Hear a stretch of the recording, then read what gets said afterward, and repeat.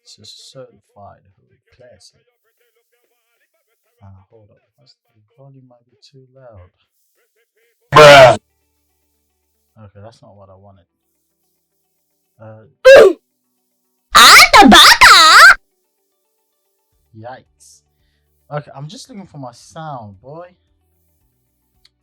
I had a sound effect here that said this is certified hood classic. Hold up. This is a certified hood classic. Okay, I got it. This is a certified hood classic. Okay, let's get it. This is certified hood classic. Right. Okay, all my levels are good. Mic is good. Take a sip, some bubbles.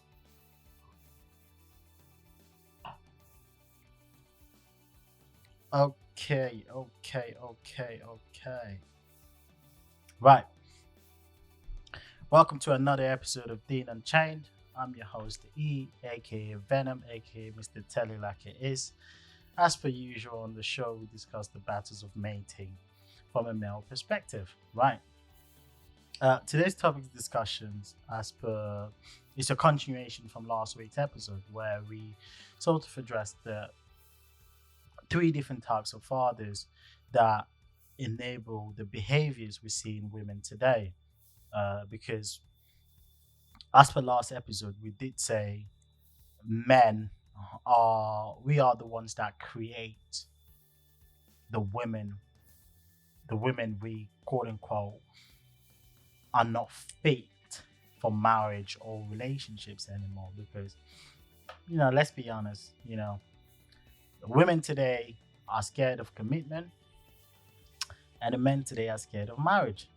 They ain't trying to get involved because they might end up getting divorced and lose everything they have.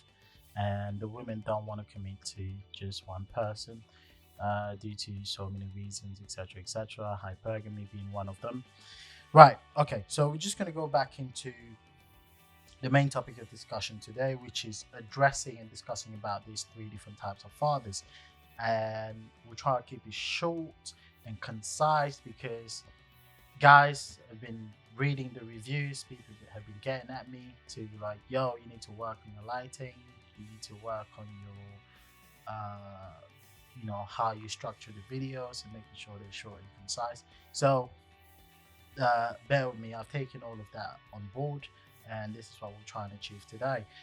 Also, one thing I want to say about Deen Unchained, this podcast, is that we don't say anything here. We're not reinventing the wheel. Okay, we're not saying anything here that has not been said before. We essentially just reminding people of these things that they already know, is already ingrained in them from the way they were brought up, from what they've learned growing up in society, etc.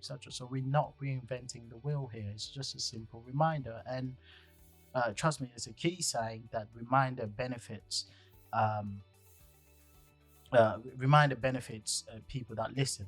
Okay, reminder benefits people that listen, and it's also something there's a saying in the religion which I follow that reminder benefits the believer. So it's a good thing to benefit from reminders every now and again. Right. So without any more delays and nonsense talking from my part, I'm just going to go into the bullet points I made with regards to this topic today. Right. So first off, we're going to talk about the pampering father, the super yes man, the super nice father who compensates to his relation, who compensate the relationship with his daughter by over or excessively providing for her in terms of whatever she needs, and whenever she throws a tantrum, he's always there buying things and over pampering her, etc. Right. So these type of fathers, essentially what they do is they don't set boundaries between uh, themselves and their daughters, and consequently in doing so they fail to provide the real meaning or the real value for money, the real value of having a man around, the real value of character, the real value of what respect is to their daughters, and and also you would find in most cases that their daughters also don't respect their fathers in these type of scenarios. So she grows up with a princess attitude and she throws up a tantrum. And when she's essentially in a relationship, she's very manipulative. She always wants for herself. She puts herself first. Her needs come first in the relationship. Everything is right now. She wants that instant gratification. If you can't provide for her, she starts to practice super hypergamy, where she starts monkey branching to the next man, hoping he will be able to provide whatever she needs. Right. So that is the type of things. That's the type of enabling that these sort of fathers provide for their daughters, and there's plenty of them in the society today. You can call them gold diggers, you can call them I don't know, soulless, or the B words, etc., etc. But yeah, they're created by men, by fathers, and sometimes by mothers too. Okay, since there's a lot of single parent households out there. Now, the second type of father is the super conservative father who sees his daughter as too good for any man. She's his treasure, and sometimes the relationship can seem a little bit awkward because it seems like the father wants to marry his daughter. Yikes. A good example of that would be Donald Trump and his quote unquote Ivanka, whatever it is. Right? We've all seen it, we've all been grossed by it. Like, oh, yike. Why is she sitting on his lap?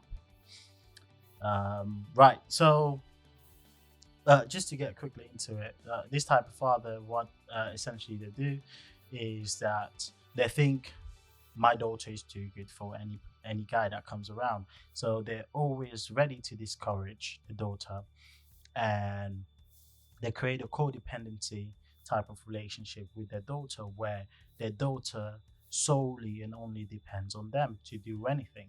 Where if she wants to do something, he finances it, but if she wants to do something that pushes her to be remotely like too far from him, he sort of discourages it, and does not finance her. She's sort of a kept, I would say she's sort of a kept prisoner next to him. And even when she has suitors and men that come asking her hand for relationship or marriage, whatever people call it nowadays, the father intervenes, and he's most time ill-advised and tells her to stay away. So now going on to the third type of fathers is the father who is, I would say, impoverished father. And this is not to say poverty, not having enough is a bad thing. No, let's not say that. We're just saying the impoverished father. What I mean by that is the type of father who is ruined, the type of father who suffers from drug abuse, alcohol abuse, and lack of financial means, or is a jobless father. What essentially the type of relationship they develop with their daughters is that they make their daughters they take their daughters as mothers for them. So their daughters are there to provide for them emotionally, affectionately, financially, right? So their daughter is essentially a mother to them. They don't want them to do anything remotely like detached from them. So they need them for finances. They will even go to the extent of abusing them. So these daughters grow up with very low self-esteem, and they think very low of themselves. So the way they react in relationships is that they always go looking for the man who is quote unquote selling a bag of weed off the road, the drug dealer, etc., etc., thinking she's gonna start a build a man project where, oh yeah, I'm gonna make him change. Do you know what I mean? Like, cause I'm so pretty, I'm so this. Like my dad was, I'm gonna make him change. Where she clearly had her dad, and she was never able to make him change, right? So she goes and picks up a man that does this, and she thinks, wow, I'm gonna make him change. But it never works. Okay? It never works because a woman is a helpmate to a man. She's an inspiration to a man, but not I don't know, like a self-help starter kit for a man. Okay? This is not Bob the Builder situation. Okay? A woman can't build a man. A man needs to already be on his purpose, on his journey, and she essentially just comes along for the ride, and supports him throughout his journey, throughout his purpose. Okay, and along her way, she can also do her stuff, and he can also support her in that. But she needs to be on the she needs to be on the same course as him. Okay, going towards the same journey, not trying to start building him up. Like,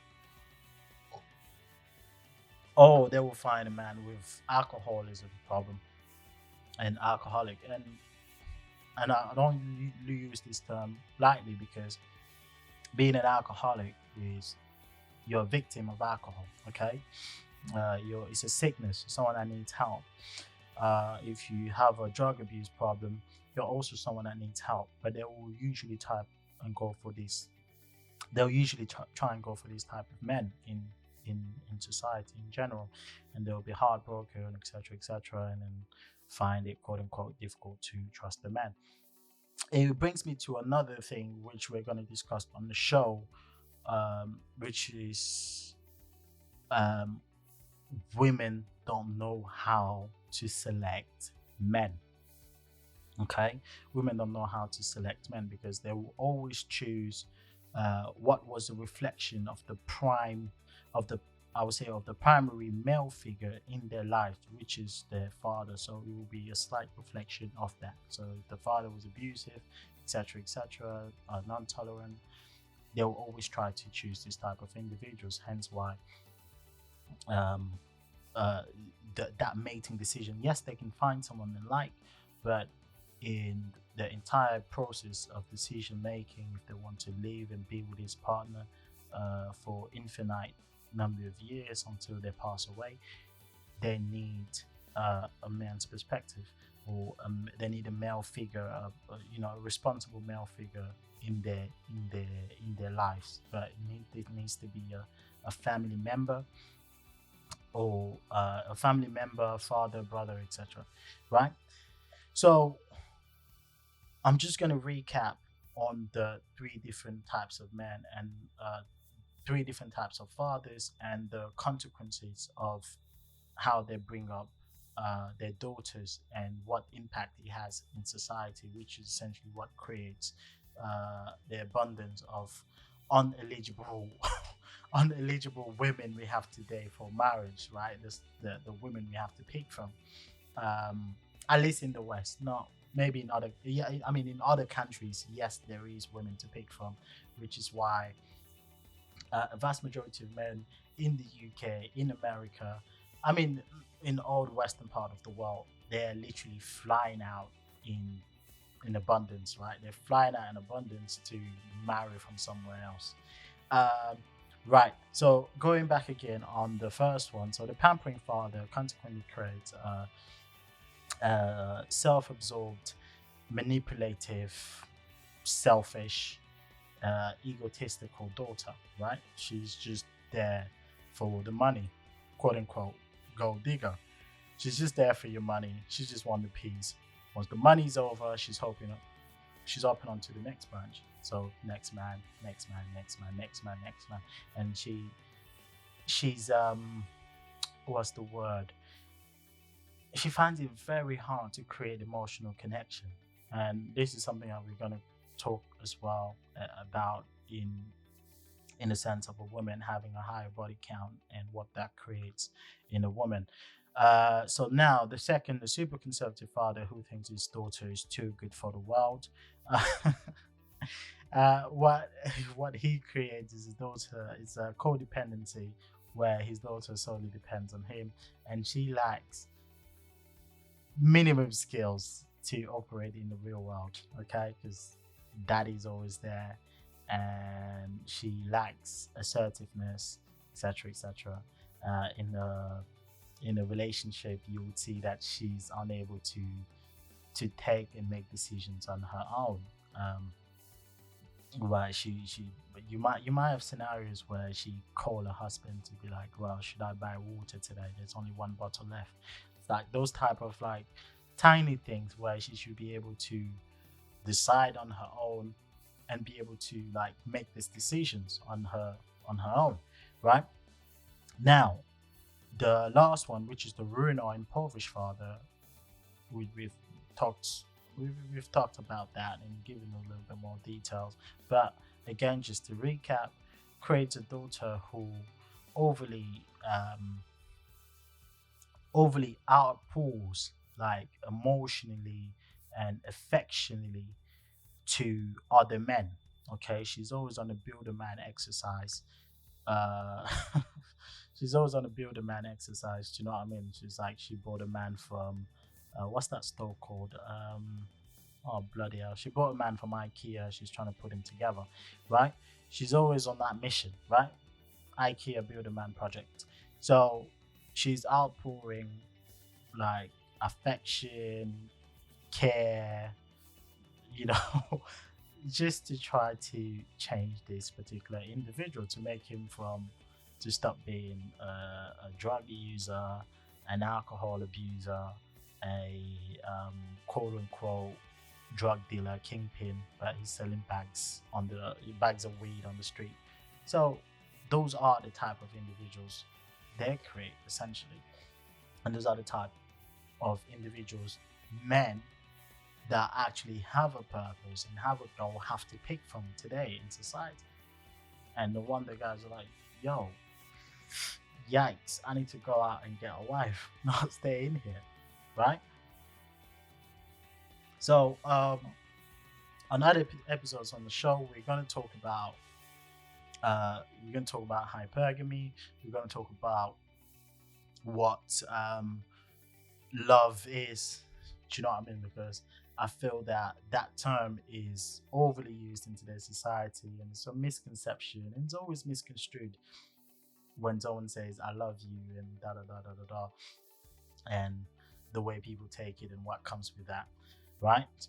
Uh, Once again, thank you for listening. Like, comment, subscribe. I was your host E, and this is Deen Unchained podcast. So stay tuned in. Peace.